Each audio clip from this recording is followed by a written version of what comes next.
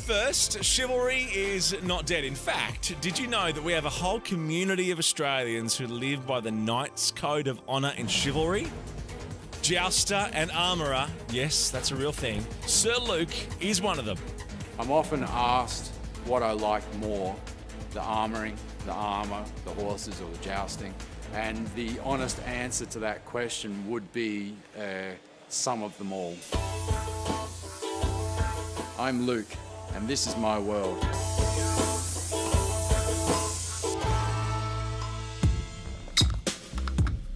I think it all began when I was around the age of 7 or 8. I remember seeing what knights were for the first time and watching them in a movie.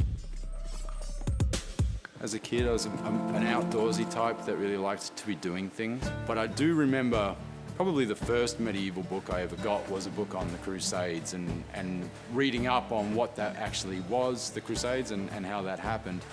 And I think it was around about that time that I started to understand this was a place and time in history where a lot of these amazing events happened.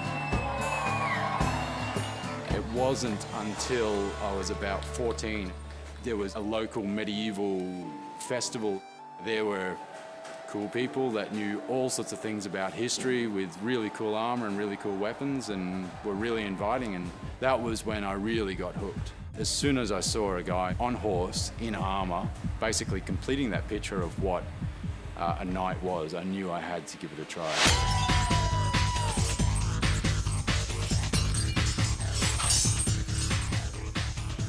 The experience of jousting is really intense. It's both exciting, exhilarating, scary as hell, full of adrenaline, and all of those bundled together creates a rather intense feeling in you. A lot of your senses that you come to rely on are gone. It's very difficult to hear, not just because you're muffled inside a helmet, but because it's moving and clanking and creating extra noise. You've got a very small slit that you're looking out of from your helmet, so your vision's impaired to a certain degree. You can't see what's happening around you on the ground because you've got none of that sort of downward periphery or up. You're just really focused down that line that you're about to run at your target or opponent. So there's a lot of hyper-focus in that moment. So we do a lot of training like that to make sure the horse is fit and ready and that I'm fit and ready as a rider. In order to be able to participate in the events that the reenactment group did, I needed some equipment.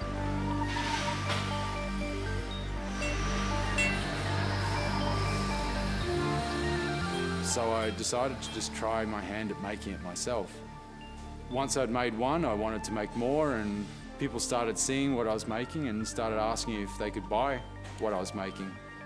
And from there, my business has just really snowballed over the last 18, 20 years. Armour making is labour intensive, requires some rather specialist tools and a very keen eye.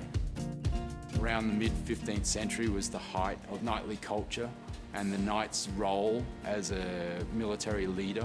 So armour and the icon that was the knight and the heroic knight started to change at the end of the 15th century. So around the mid-15th century is the peak of that style and of that ideal.